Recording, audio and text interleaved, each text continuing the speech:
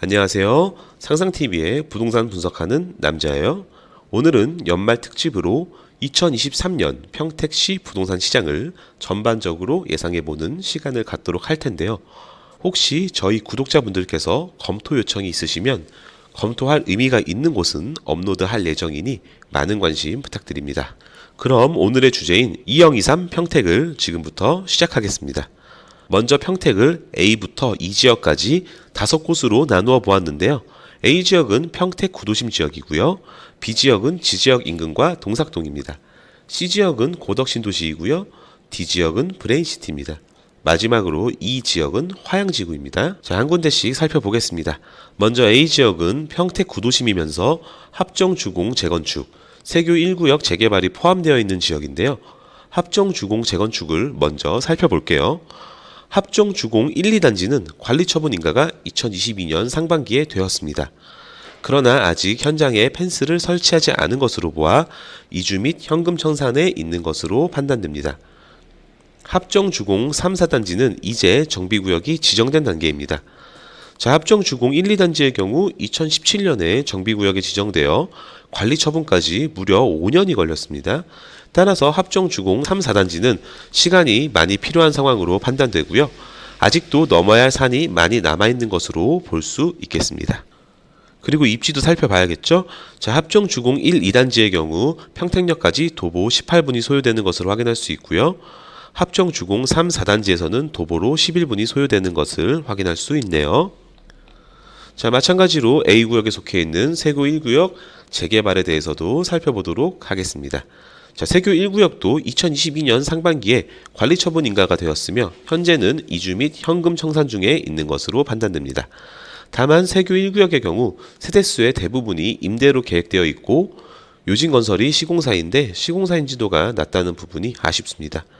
입지를 살펴보면 지제역과 평택역 중간에 위치하여 두 개역 모두 도보 이용은 어렵고요. 이 점도 아쉬운 점이라고 볼 수 있겠습니다. 자, 다음으로는 B 지역인 G지역 인근과 동삭동 지역을 살펴보겠습니다.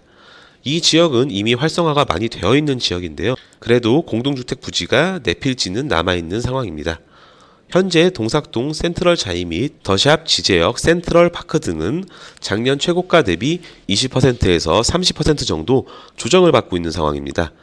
2023년에도 금리 인상, 소비 심리 위축 등으로 인하여 더욱더 조정을 받을 가능성이 있는 것으로 판단됩니다. 자, 하지만 조정받는 중에도 옥석은 있다고 판단되는데요. 지제역 센시티가 대표적인 예입니다. 지제역과 가장 가깝기 때문이겠죠. 그리고 이 지역의 경우 대부분 입주 10년 이내의 단지들이어서 비교적 쾌적한 주거 환경을 보입니다. 이 지역에는 입주 예정인 단지들도 있는데요.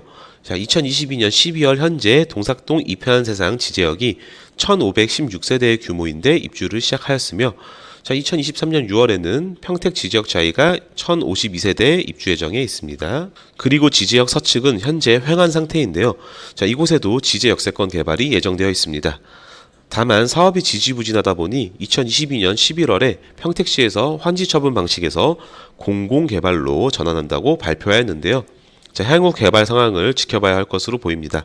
자, 확실한 것은 고덕 삼성을 중심으로 지지역 인근과 고덕 신도시가 평택의 새로운 중심축이 될 것으로 보입니다. 자, 다음은 C 지역인 고덕 신도시를 살펴보겠습니다. 고덕 신도시의 경우 초창기에는 많이 핫했으나 이번 부동산 침체로 인하여 많이 꺾이긴 하였습니다. 그럼에도 불구하고 2022년 11월에 분양한 대방 디에트로와 대강 로제비앙이 청약시장에서 선방을 거두었는데요. 자, 삼성의 힘이 대단하긴 한 것 같습니다. 다만 고덕신도시 역시 기입주 아파트 시세가 많이 내려왔습니다.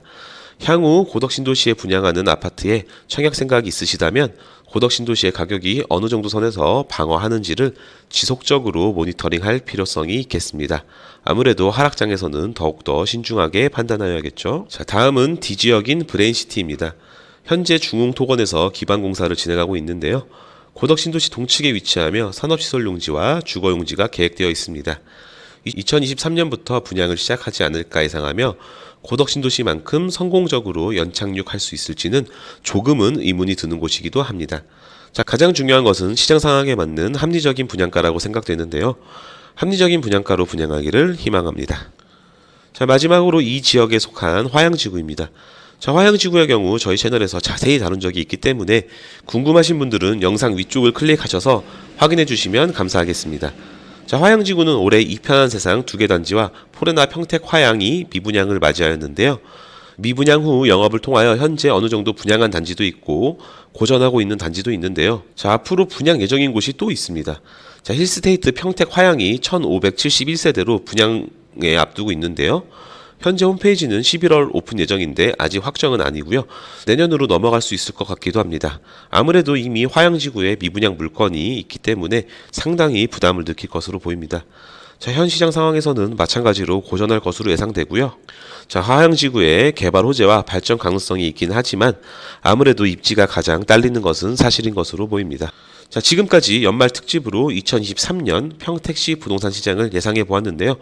저희 상상TV의 개인적인 의견입니다. 모든 판단은 기준에 따라 다를 수 있다는 점을 감안해 주시면 감사하겠습니다.